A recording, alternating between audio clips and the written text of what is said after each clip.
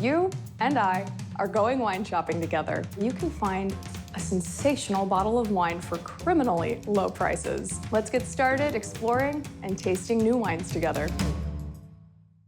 Hello again, wine friends. We are going to revisit a region that we're already a little familiar with this week, but we're going to focus on a different part of it that produces a different style of wine. So we're going to return to Bordeaux, but instead of visiting the left bank and focusing on its Cabernet Sauvignon-dominated blends, we're going to head east to the right bank, where the Merlot and Cabernet Franc grapes really shine. Bordeaux is located in the southwestern part of France on the coast of the Atlantic Ocean. The left and right banks of Bordeaux are separated by the Gironde estuary. Now, winemaking in Bordeaux has gone back thousands of years, but if you want to pinpoint when it started turning into this heavyweight, this pinnacle of premier winemaking, you can go back to the 1600s. Now, at this time, the Médoc Peninsula was mostly marshland until the industrious Dutch, desiring a port region to export sweet and white wine from, which were the very popular styles at the time, drained the marshland, thereby raising the gravel beds and reclaiming viable land for planting vines. And then through the 1700s, Bordeaux enters this golden age, and wealthy merchants, led by little name, Aubryon, start building these luxurious chateaux surrounding the vineyards. And this term, chateau, starts becoming synonymous with winemaking estate. In 1855, there's a classification system that takes place, but it's only for the left bank red wines. So this classification was created to rank the best wines of Bordeaux, again, left bank, to be presented at the Universal Exposition of 1855 in Paris. This ranking reflects by tiers the price points at which the top wines in Bordeaux were selling in the 19th century. It excluded the right bank, and the sweet wines were placed into their own categories. And very little has altered since that original classification. It's pretty much the exact same as it always has been, with the exception of one chateau, Chateau Mouton Rothschild, which in 1973 rose from the second tier to the top tier. But other than that, nothing has changed, and it's all based on the price point that those wines were at in the 1800s. In 1955, Saint-Emilion on the right bank of Bordeaux gets its own classification system. This, however, is not based on price, it's based completely on quality, and every 10 years it's revisited. So you could be one of the top tier wines one decade, but if you don't work to keep that quality and keep your standards up, you could slip down into the lower ranks, and vice versa. You could be in the lower ranks and work really, really hard and work your way up to earning that top dog title. So this leads to a lot of exciting movement in wine and diversity as well on the right bank. The town of Saint-Emilion also holds the distinction of being a UNESCO World Heritage Site, which was named in 1999, and then the town of Bordeaux follows suit in 2007. Now you have these big regions on the right bank, Saint-Emilion and then Pomerol, but they are still nothing compared to these larger estates on the left bank. Saint-Emilion is a country of modest farms, not these expansive estates that you see in the Médoc. For example, Chateau Cheval Blanc on the right bank has 36 hectares, and their counterparts, Chateau Latour on the left bank has 65 hectares, Chateau Lafite has 94 hectares, and then in Pomerol, the estates are even smaller. And then on the right bank, you have much different plantings. You have a lot more Merlot planted on the right bank, as opposed to Cabernet Sauvignon on the left bank.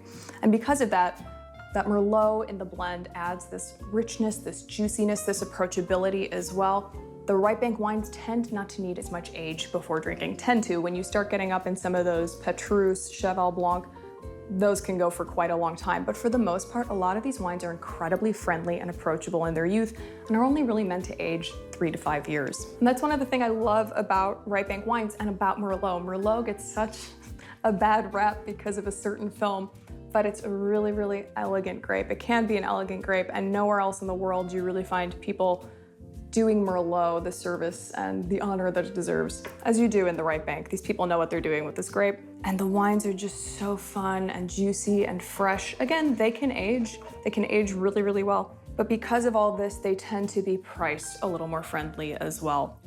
So this particular bottle, this Chateau L'Oiseau, I found at Total Wine for $13.99.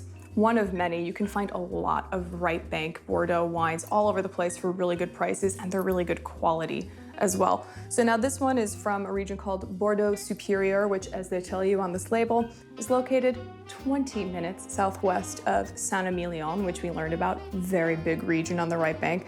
And this has been family owned. This estate has been family owned since 1950. And they don't mention the breakdown of grapes, but as you can guess over there, Merlot is going to be dominant. You're gonna probably have a little Cabernet Sauvignon in here as well. And of course, Cabernet Franc. And depending on the producer, you might find some small amounts of Malbec, Petit Verdot, Carmenere. I don't think there's much of those in here though. This is mostly Merlot. And I can tell that on the nose because you have this really nice juicy berry fruit, red and black plums, raspberry, black cherry. It's all ripe, it's all juicy. It's like biting into a perfectly ripe plum with that little bit of tart, you know? And it's a little floral as well, lovely violets. There is a little graphite in this, which makes me think that there might be a little Cab Franc in here. Give it some nice backbone and structure. A little black pepper as well. It smells like they're using some oak on this, but not much new. If anything, it's very well integrated. But you're getting a little bit of baking spice, clove, nutmeg, some lovely herbs in this as well, like dried and fresh wild herbs, sage, rosemary, lavender, very pretty. And this color is this lovely medium to almost pale ruby hue. The tannins are great. They're very present, again, giving that lovely skeleton and backbone. Whew, the acidity is medium plus, if not high. It's nice. It's lovely because sometimes with these expressions, the tannins can fall a little flat and the wine can potentially become flabby. But again, these guys know what they're doing with these grapes and with their oak usage to provide this lovely tannic structure without being so overpowering so that it's approachable again in its youth to drink. This does not need a ton of time. This is 2020, so it's got a few years on it already. I would say it could go a few years more, to be honest with you. Still very vibrant jumping out of the glass. Moderate alcohol, this is probably 13.5, perfection, love it. That's nice for $13.99. Great quality wine. And this is so fun with a lot of dishes because it is this playful, fresh guy. So this is gonna be fun with meat dishes, lamb dishes would be great, beef, duck. This would be awesome with duck. If we're getting into veggie dishes, you could do pasta dishes with a red sauce. This is a good pizza wine though too. It's so versatile. Be a fun pizza wine, absolutely. This would be nice with a mushroom risotto actually, because it has enough structure to cut through all that richness, but the savoriness that would go nicely with the mushrooms. That would be a really nice mushroom risotto wine. It's not heavy at all. It's a nice, fresh wine, but juicy. So if you like juicy, candied, ripe fruit notes on your wine, this is great, but not sweet. When I say candied, I just mean incredibly juicy. This is, again, a wonderful reason why we should never write off a grape. I've been guilty of it myself, of saying like, I don't like a certain grape, but Merlot really got a bad rap. To be fair, there's a lot of bad Merlot out there, but it's not coming from producers like this, or a lot of producers on the right bank that, again, know exactly what they're doing with these grapes. They're not making these monolithic alcohol bombs with no structure. This is an absolutely lovely, lifted, fresh wine, great structure, great fruit. Can still go a few years and is incredibly approachable. I think that Bordeaux has this reputation sometimes of being a little lofty and unapproachable, especially when you're talking about some of those crazy left bank, incredibly expensive wines, a few of which they're on the right bank as well. But we need to remember that there are options for all of us in all these different wine regions. And if you're looking for just really, really fun, delicious wines, so much variety, so approachable, both cost and style, look to the right bank of Bordeaux.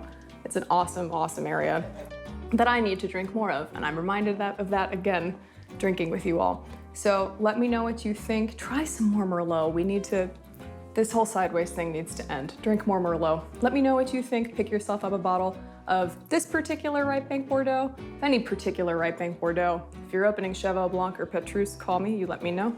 And until the next time we share a glass of wine together, cheers. Keep exploring and trying new wines.